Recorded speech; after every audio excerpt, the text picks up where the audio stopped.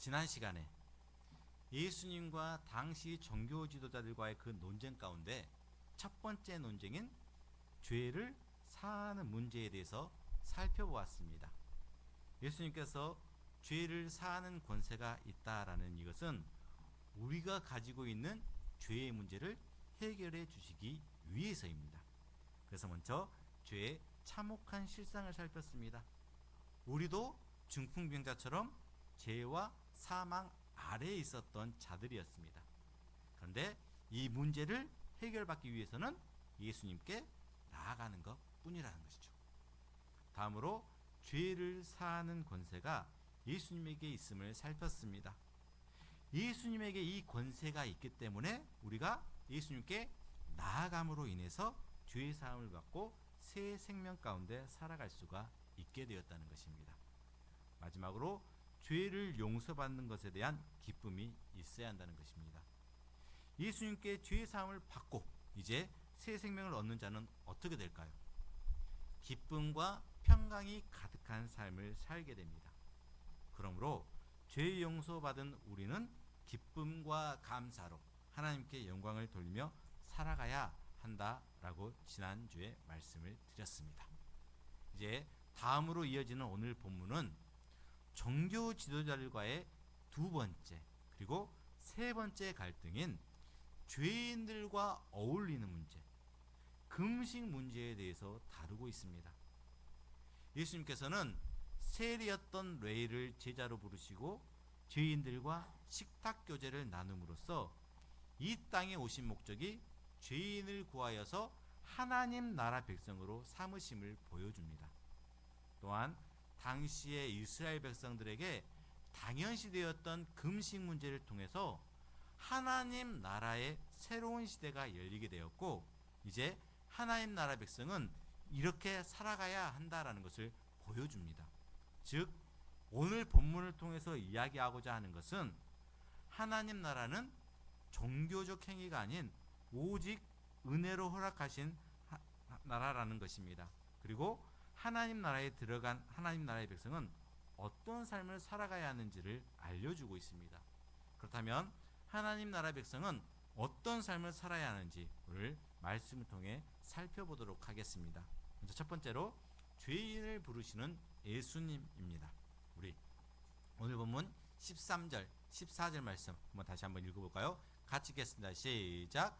예수께서 다시 바닷가에 나가심에 큰 무리가 나왔거늘 예수께서 그들을 가르치시니라. 또 지나가시다가 알페오의 아들 레위가 세간에 앉아 있는 것을 보시고 그에게 이르시되 나를 따르라 하시더니 일어나 따르니라. 아멘. 예수님에 대한 소문이 갈릴리 지역에 널리 퍼져서 예수님이 가시는 곳마다 사람들이 몰려듭니다. 예수님이 다시 나가신 곳, 이곳은 바닷가로서 곧 갈릴리 호수입니다. 바닷가에 나가신 예수님은 몰려든 많은 사람에게 하나님 나라를 가르치십니다. 여전히 예수님이 가장 먼저 하신 것은 바로 말씀을 가르치신 것입니다. 그리고 당연히 하나님 나라의 복음을 가르치십니다. 예수님의 사역 포인트는 바로 하나님 나라의 복음을 전하는 것이기 때문입니다. 예수님은 또 길을 지나가시다가 세관에 앉아있는 알페오의 아들 레위를 보시고 부르십니다. 여기에서 레위는 마태복음을 기록한 마태를 말합니다. 그런데 그 이름이 두 개였는지 아니면 제자로 부르심을 받은 다음에 그 이름이 마태로 바뀌었는지는 명확하게 알 수는 없습니다.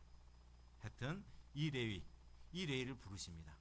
이 레위는 세리인데 당시 세리는 지역 주민들과 그 지역을 통과하는 사람들에게 세금을 거두는 사람입니다. 이들은 로마, 특별히 그 지역 왕인 헤롯 안데바를 위해서 일을 했습니다.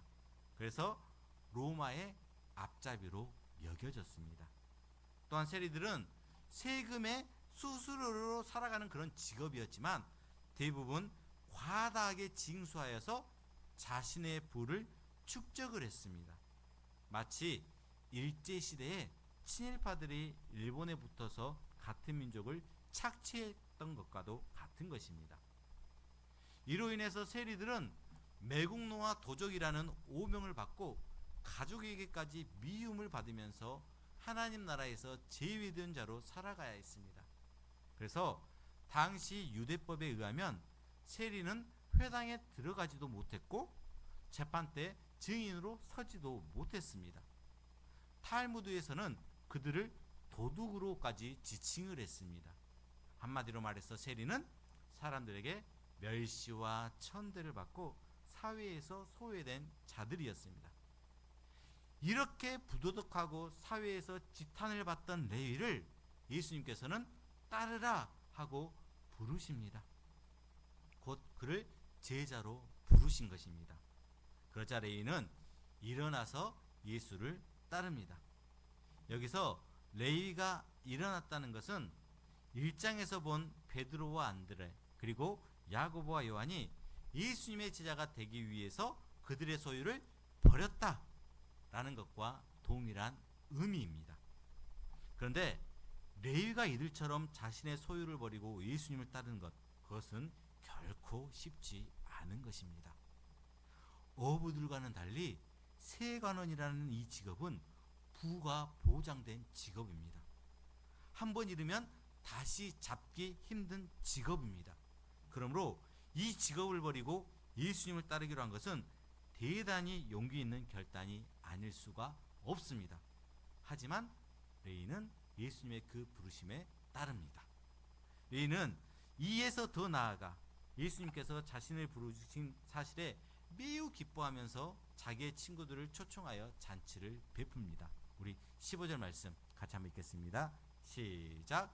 그의 집에 앉아 잡수실 때에 많은 세리와 죄인들이 예수와 그의 제자들과 함께 앉았으니 이는 그러한 사람들이 많이 있어서 예수를 따름이러라. 아멘. 예수님은 레위를 부르신 후에 그의 집에서 세리와 죄인들과 함께 식탁에 앉으십니다. 그런데 여기에서 죄인들이라고 하는데 당시의 죄인들이라는 것은 문자 그대로 죄인이 아닙니다. 여기에서의 죄인은 모세의 율법에 대한 바리새인들의 해석을 따르지 않는 자를 의미합니다. 가령 서기관들의 11조 또는 정결규례 등을 지킬 수가 없었거나 지키지 않았던 사람들을 의미합니다. 그들 가운데 세리는 특별히 두드러졌습니다. 즉 세리와 죄인들은 당시에 유대사회에서 죄인으로 취급받았고 또한 바리새인들과 서기관들의 정죄의 대상이 되었던 사람들을 통칭하는 것으로 이해할 수가 있습니다. 이러한 부류의 사람들, 즉 당시에 그렇게 정죄된 그런 사람들과 경건한 유대인은 함께할 수가 없었습니다. 그런데 이러한 부류의 사람들과 함께할 수가 없었는데 그런데 식탁 교제까지 나눈다는 것, 이것은 그들의 정결규례상 생각할 수가 없었다라는 그런 일입니다. 왜냐하면 당시 유대사회에서의 그 식탁 교제는 친밀한 교제뿐만이 아니라 종교적인 교제의 차원을 지녔기 때문입니다. 그런데 예수님께서는 전혀 거리낌 없이 그 자리에 참석하시면서 세리와 죄인들과 함께 식사하며 교제를 나누고 계십니다. 이 모습을 본 바리새인들이 예수님의 제자들에게 이렇게 따집니다. 16절입니다. 우리 같이 한번 읽겠습니다. 16절 말씀 같이 읽겠습니다. 시작. 바리새인의 서기관들이 예수께서 죄인 및 세리들과 함께 잡수시는 것을 보고 그의 제자들에게 이르되 어찌하여 세리 및 죄인들과 함께 먹는가. 중풍병자 치유 사건 때 예수님의 신성 모독적 발언에 놀란 바리새인들, 이제 세리와 죄인들과 식탁 교제를 나누시는 그 예수님의 행위에 당혹감을 느끼고는 제자들에게 이렇게 불만을 표출하면서 질문을 하고 있는 것입니다. 그들의 이러한 불만 표출은 어쩌면 당연한 일입니다.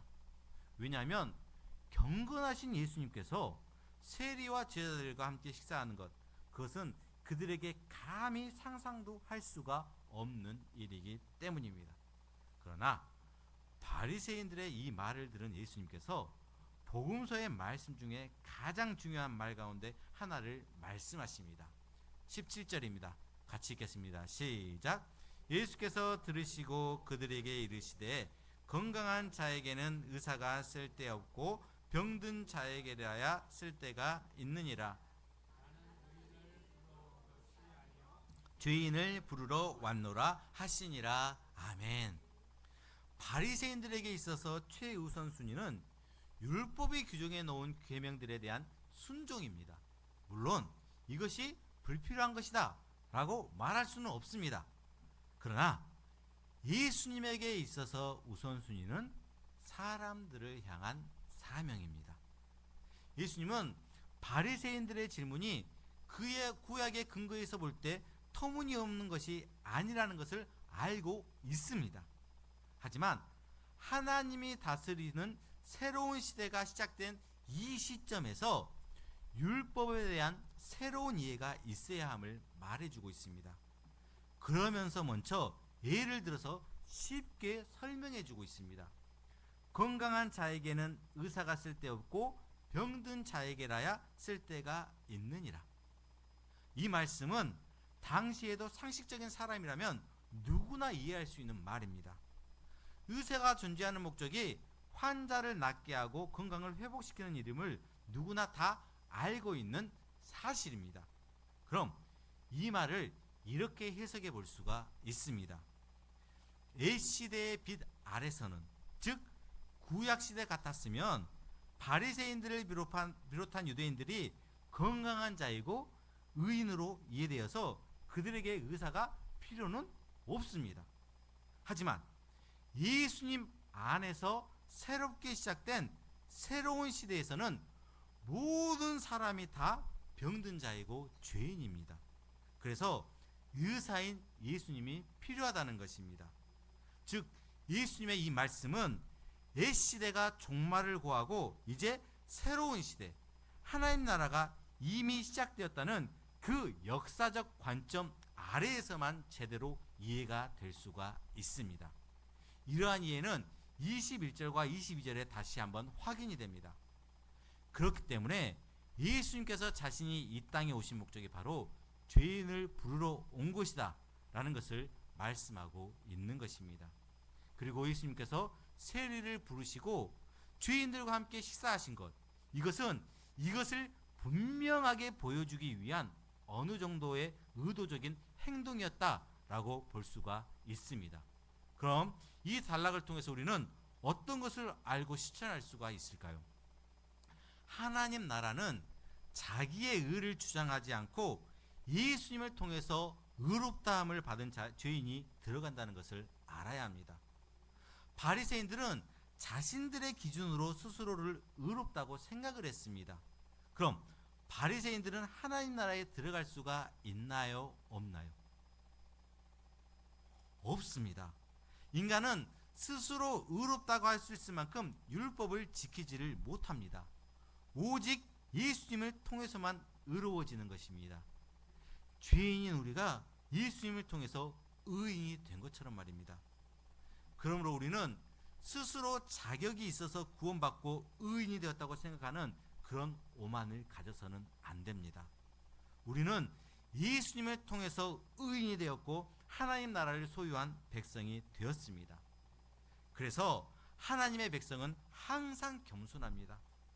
자기 기준으로 다른 사람을 판단해서 그들을 차별하지를 않습니다. 서로 용서하며 사랑합니다. 하나님의 백성된 우리 모두가 이런 은혜의 삶을 살아갈 수 있기를 간절히 바랍니다. 두 번째로 금식하지 않는 제자들입니다. 세리와 죄인들과 식탁교제에 대한 바리새인들의 적대적인 질문 후에 연이어서 당시 이스라엘 백성들에게 당연시되었던 금식에 관한 또 다른 이해가 제기가 됩니다. 18절 말씀입니다. 우리 같이 한번 읽도록 하겠습니다. 같이 읽겠습니다. 시작. 요한의 제자들과 바리새인들이 금식하고 있는지라 사람들이 예수께 와서 말하되 요한의 제자들과 바리새인의 제자들은 금식하는데 어찌하여 당신의 제자들은 금식하지 아니하나이까. 아멘. 먼저 당시의 금식에 대해서 살펴볼 필요가 있습니다. 모세오경을 보게 되면 모든 이스라엘 백성들은 1년에 한 번씩 속죄일에 반드시 의무적으로 금식하도록 되어 있습니다. 그리고 이스라엘 백성들은 1년에 한 번씩 의무적으로 금식한 것 외에도 회개가 필요할 때나 개인적으로나 국가적으로 어려움을 당했을 때 금식하며 기도했습니다. 예를 들면 다윗이 자유를 지어서 그 죄의 결과로 자신의 자식이 죽게 되었을 때 금식을 했습니다. 아합이 나봇의 포도원을 강탈한 후에 하나님의 책망을 들었을 때 금식을 했습니다. 에스더서를 보면 이스라엘 백성들이 몰살당할 그 어려움에 있을 때 금식하면서 기도했습니다. 스가랴서를 보게 되면 선지자 시대가 끝나갈 무렵 이스라엘은 율법에서 명령한 것 외에 1년에 4번씩 의무적으로 금식해야 했는데 이것이 신약 시대까지 계속되었다고 합니다. 그리고 예수님 시대에 이르러서는 한 걸음 더 나아가 바리새인들은 일주일에 2번씩, 즉 월요일과 목요일에 금식하며 기도했다고 합니다. 이러한 기록들을 보게 되면 예수님 당시의 이스라엘에서는 바리새인들과 서기관들 그리고 경건한 유대인들에게 있어서 금식이 보편화되어 있다는 것을 알 수가 있습니다. 그리고 어떤 특별한 목적이 있어서 금식하기도 했지만 그들에게 금식은 자기들의 신앙, 헌신 그리고 경건함을 표현하는 수단이었습니다. 그런데 금식은 이렇게 자신의 신앙을 나타내는 것이기도 했지만 오실 메시아를 기다리는 사람들이 준비하는 방식이기도 했습니다. 즉 하나님 나라와 그 나라의 왕이 오시기를 기다리면서 준비하는 경건한 삶의 양식, 이것이 무엇이라고요? 바로 금식을 행했다라는 것입니다. 그렇지만 지금 예수님의 제자들은 금식하지 않고 있습니다. 그렇기 때문에 사람들이 예수님께 와서 요한의 제자들과 바리새인들은 금식을 하는데 당신의 제자들은 왜 금식하지 않느냐고 물은 것입니다. 본문에서는 어떤 구체적인 때가 언급되지는 않습니다. 하지만 당시 이스라엘 백성이라면 당연히 금식을 해야 할 때였던 것 같습니다. 그래서 요한의 제자들과 바리새인들은 금식하고 있었습니다. 그런데 정작 그들이 경건하다고 간주했던 예수님의 제자들은 금식하지 않고 있는 것입니다. 그래서 그들이 이렇게 묻고 있는 것, 어떻게 보면 이것은 지극히 당연한 일입니다. 이에 예수님께서는 금식과 대조가 되는 혼인잔치의 비유를 통해서 새롭게 임하는 하나님 나라에 합당한 삶이 무엇인지를 말씀해 주십니다. 우리 19절 말씀 같이 한번 읽겠습니다. 시작. 예수께서 그들에게 이르시되 혼인집 손님들이 신랑과 함께 있을 때에 금식할 수 있느냐? 신랑과 함께 있을 동안에는 금식할 수 없느니라. 아멘. 하나님 나라에 합당한 삶은 금식하는 삶이 아니라 혼인잔치에 초대된 손님들의 삶이라는 것입니다. 물론 본문은 금식 자체가 합당하지 않다는 것을 말하고 있지는 않습니다. 마태복음 6장에서도 예수님께서 금식 자체를 금하시지는 않았습니다. 그리고 21절에서도 보면 금식할 때가 있다라고 말씀하고 있습니다. 즉 예수님께서 말씀하시는 것은 금식하는 때를 알아야 한다는 것입니다. 여러분, 혼인 잔치날이 어떤 날인가요? 기쁜 날 아닌가요? 혼인 잔치라는 것은 기쁨의 시간이지 금식하는 시간이 아닙니다. 예수님은 자신의 사역을 이러한 시각에서 이해하시면서 비유로 보여주신 것입니다. 예수님은 공생의 사역을 혼인잔치에 빗대어서 자신을 신랑으로, 제자들은 잔치에 참여한 손님으로 비유하십니다. 그러면서 혼인잔치에 참석한 손님들이 신랑과 함께 있을 동안은 금식할 수가 없다는 것입니다. 이 비유가 무슨 의미인가요? 방금 전에도 말씀드렸듯이 당시의 금식은 하나님 나라와 그 나라의 왕이 오시기를 기다리면서 준비하는 것이었습니다. 그런데 하나님 나라의 왕이신 예수님이 구원을 베풀기 위해 이 땅 가운데 지금 오셨습니다. 그리고 함께 있습니다. 그렇기 때문에 더 이상 이런 금식은 필요가 없어졌습니다. 그런데 예수님의 제자들에게 바리새인들이 행하고 있던 그 금식을 계속해서 요구한다는 것, 이것은 예수님을 그 나라의 왕으로 인정하지 않는 셈입니다. 왕을 기다리던 그 금식은 왕이 오셨음을 기뻐하는 잔치로 이제 바뀌게 되었고, 이제 그 잔치에 함께 참여하여 기뻐하면 되는 것입니다. 그런데 바리새인들은 이 잔치를 지금 거부하고 있는 것입니다. 계속해서 예수님은 그러한 기쁨의 삶과 더불어서 자신의 죽음에 대해서도 말씀하십니다. 20절입니다. 함께 읽겠습니다. 시작. 그러나 신랑을 빼앗길 날이 이르리니 그 날에는 금식할 것이니라. 아멘.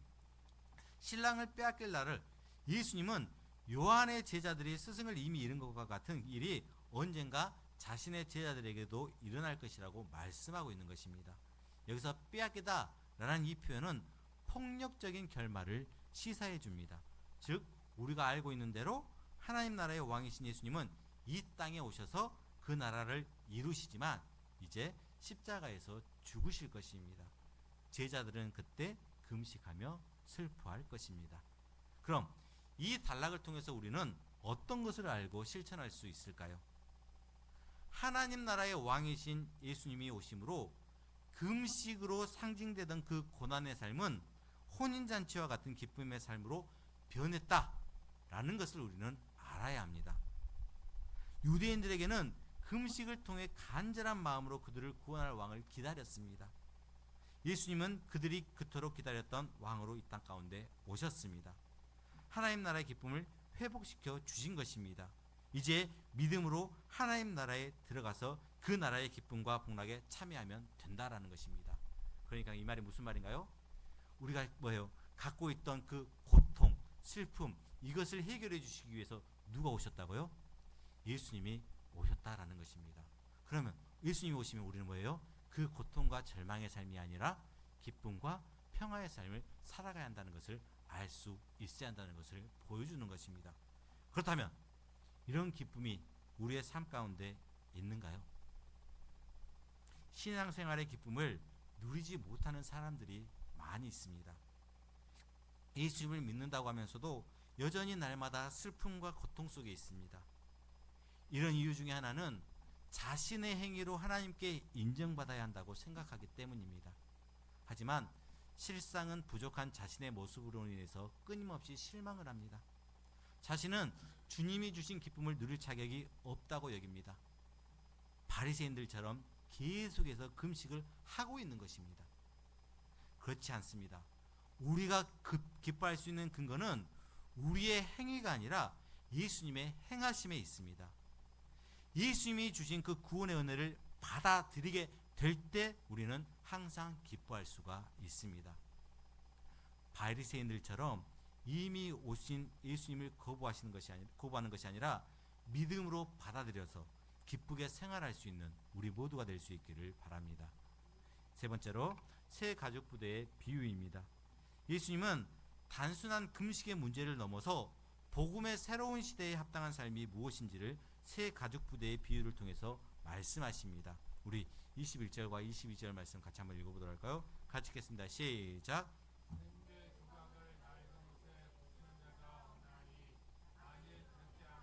기운 새 것이 낡은 그것을 당겨 헤어짐이 더하게 되느니라. 새 포도주를 낡은 가죽 부대에 넣는 자가 없나니 만일 그렇게 하면 새 포도주가 부대를 떠뜨려 포도주와 부대를 버리게 되리라. 오직 새 포도주는 새 부대에 넣느니라 하시니라. 아멘. 생배 조각과 새 포도주는 예수님으로부터 시작되는 복음의 새로운 시대를 말합니다. 그리고 낡은 옷과 낡은 가죽 부대는 당시 바리새인들을 포함한 종교 지도자들의 외식적인 종교행위 또는 왜곡된 유대주의를 말합니다. 결국 이들은 결코 조화가 되지를 않습니다.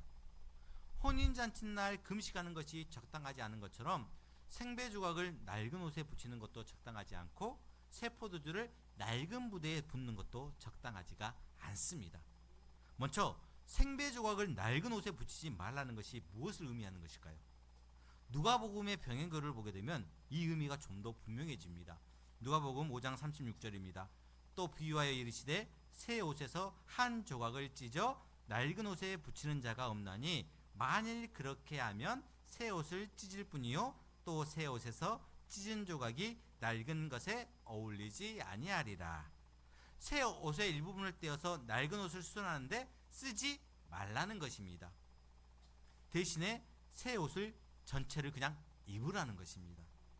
예수님은 낡은 것을 어느 정도 고치기 위해서 오시지 않았습니다. 예수님은 우리의 부족한 부분을 채우기 위해서 오신 것도 아닙니다. 예수님께서는 우리를 완전히 고치기 위해서, 그리고 우리의 모든 부분을 채우기 위해서 오셨습니다. 우리는 이 사실을 믿어야 합니다. 다음으로 새 포도주는 새 부대에 담아야 한다는 비유가 무엇을 의미하는 것일까요? 당시의 포도주는 대부분 염소 가죽으로 만든 부대에 보관했다고 합니다. 이때 새 부대와 낡은 부대의 가장 큰 차이는 유연성입니다. 새 부대는 신축성이 있게 늘어나는 데 비해서 낡은 부대는 유연성이 없어서 늘어나지를 않습니다. 만약 낡은 부대에 새 포도주를 넣게 되면 새 포도주가 발효되고 팽창이 될 때 유연성이 없어서 늘어나지 못하는 낡은 부대는 터져버리고 맙니다. 그러므로 새 포도주는 새 부대에 담아야 합니다. 이 비유의 핵심은 새 부대와 낡은 부대의 차이가 질적인 차이에 있다는 것입니다. 즉 복음이 값어치 있고 능력이 나타나기 위해서는 그에 합당한 부대의 질이 필요하다는 것입니다. 그래야 복음이 제대로 보관이 되고 제 맛을 낼 수가 있기 때문입니다. 좀 더 구체적으로 말씀을 드리면 예수 믿기 전의 가치관, 예수 믿기 전에 그 삶의 모습을 가지고 있어서는 복음이 능력을 나타낼 수가 없습니다. 하지만 복음에 합당한 삶의 모습을 갖추게 될 때, 즉 새 부대가 될 때 비로소 복음이 제대로 보관이 되고 제 맛을 보여줄 수가 있습니다. 예수님은 새 시대를 위해 새로운 것을 가지고 오신 분입니다. 새로운 시대에 정결규례나 금식과 같은 그런 유대교의 전통들은 새로운 것을 담아낼 수가 없습니다. 하나님이 다스리시는 새로운 시대의 윤택한 모습은 바로 율법주의나 금욕주의의 한계를 떨치고 나와야지만 맛볼 수가 있습니다. 즉 새로운 시대에 합당한 새 부대가 필요하다는 것입니다. 그럼 이 단락을 통해서 우리는 어떤 것을 알고 실천할 수가 있을까요? 하나님 나라의 백성은 이전의 그 삶과 태도를 버려버리고 예수 그리스도 안에서 새로운 방식으로 살아야 한다는 것입니다. 옛 시대의 사람들은 자신의 열심을 통해서 하나님께 인정받으려고 노력을 했습니다. 하지만 예수님이 오심으로 인해서 이루어진 이 새 시대의 방식은 예수님이 행하신 모든 것을 믿음으로 받아들이고 주님이 주신 것들을 향유하면서 살아가는 것입니다. 자기 기반에 있던 그 신앙들은 철저하게 무너뜨리고 믿음을 가지고 하나님 품에 안겨서 하나님 나라의 백성으로 하나님의 뜻에 맞게 하나님의 말씀에 순종하며 살아가는 것입니다. 그렇습니다. 성도는 그리스도 안에서 새로운 피조물입니다. 이전의 모습을 버리고 새로운 생각과 새로운 태도, 새로운 방식으로 살아가는 자입니다. 이미 지나가 버린 삶의 방식을 고수하는 것, 이것은 새로운 피조물과는 어울리지가 않습니다. 새로운 존재로서 새로운 삶을 살기 위해 우리는 어떻게 해야 할까요? 믿음으로 구원받았듯이 믿음으로 예수님께 자신을 의탁함으로 그분과 친밀한 교제를 누리면서 살아가야 합니다. 새로운 삶이 어떤 것인지 항상 말씀을 통해 깨닫고 순종하며 그 말씀 가운데 살아가야 하는 것입니다. 이렇게 새로운 피조물이 된 만큼 그에 합당한 삶을 살아갈 수 있는 우리 모두가 될 수 있기를 바랍니다. 이제 말씀을 맺도록 하겠습니다. 오늘 본문에서 예수님은 은혜로 죄인을 부르셔서 하나님 나라 백성으로 삼으시고 그 나라에 합당한 삶이 어떤 삶인지를 보여주셨습니다. 먼저 하나님 나라의 백성은 누구인지를 알려주십니다. 하나님 나라는 의로운 자만이 들어갑니다. 그런데 예수님은 스스로 의롭다는 생각하는 자들이 아니라 자신이 죄인임을 인정하는 자들을 하나님 나라로 부르십니다. 즉 아무런 자격이 없는 죄인인 우리에게 하나님 나라의 백성이 되는 자격을 주셨다라는 것입니다. 다음으로 하나님 나라에 들어가게 되면 이제 기쁨이 있다는 것입니다. 그런데 예수님을 믿는다고 하면서도 스스로 계속해서 고통받고 궁핍하다라고 생각하는 사람들이 있습니다. 믿음으로 구원은 받지만 하나님이 주시는 복락은 자기 행위로 받는다는 잘못된 생각을 가지고 있기 때문입니다. 아닙니다. 은혜로 구원받았듯이 기쁨과 복락도 하나님이 주시는 은혜로 누리는 것입니다. 마지막으로 하나님 나라의 새 원리는 이런 것입니다. 새 포도주는 새 부대에 넣어야 하듯이 새로운 백성은 기존의 방식을 벗어버리고 새 나라의 원리를 따라 살아가야 합니다. 그것은 바로 자기 공로로 인정을 받으려는 것이 아닌 예수님이 이루신 모든 것에 자신을 맡기는 것입니다. 즉 하나님 나라의 백성은 자기의 공로가 아닌 은혜의 원리로 살아야 한다는 것입니다. 이제 여러분들에게 한번 질문을 해보겠습니다. 여러분은 진짜로 예수님이 주신 그 기쁨과 평강 가운데 살아가고 있는가요? 만약 아니라고 한다면 나는 예수님을 믿는데 왜 그럴까? 한번 생각해 볼 수 있기를 바랍니다. 예전에 우리가 가지고 있었던 것이 무엇인가요? 내가 잘해서, 내가 무엇을 해서 그래야지 내가 기쁘게 행복하게 평안하게 살아갈 수 있다 라는 그런 뭐예요? 자기의 자기의 그 공로만을 의지한 채 살아갔습니다. 하지만 우리는 어떤가요? 예수님을 믿고 이제 새로운 하나님 나라의 백성이 되었습니다. 그럼 하나님 나라의 백성, 새로운 시대를 살아가는 하나님 나라의 백성은 어떤 삶을 살아가고 있는가요? 바로 하나님이 주시는 그 복락과 기쁨과 평강을 누립니다. 근데 그것은 우리가 노력해서 얻는 것이 아니라 뭐예요? 하나님이 주시는 것입니다. 어떨 때요?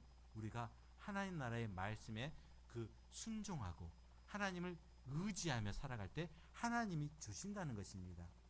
우리의 뜻대로 주시는 것이 아니라 하나님이 주시는 것입니다. 이것을 받을 때 우리에게 기쁨이 오고 평강이 온다라는 것입니다. 오늘 예수님께서는 이 말씀을 해주신 것입니다. 새 나라가 왔다. 하나님 나라가 도래했다. 하나님 나라의 그 백성으로는 우리는 삶을 살아갈 때 우리는 그렇게 살아갈 수 있다라는 것을 지금 보여주고 있다라는 것입니다. 여러분, 예수님은 죄인을 부르셔서 하나님 나라의 백성으로 삼아주셨습니다. 즉 은혜로 부르시고 은혜로 살게 하십니다.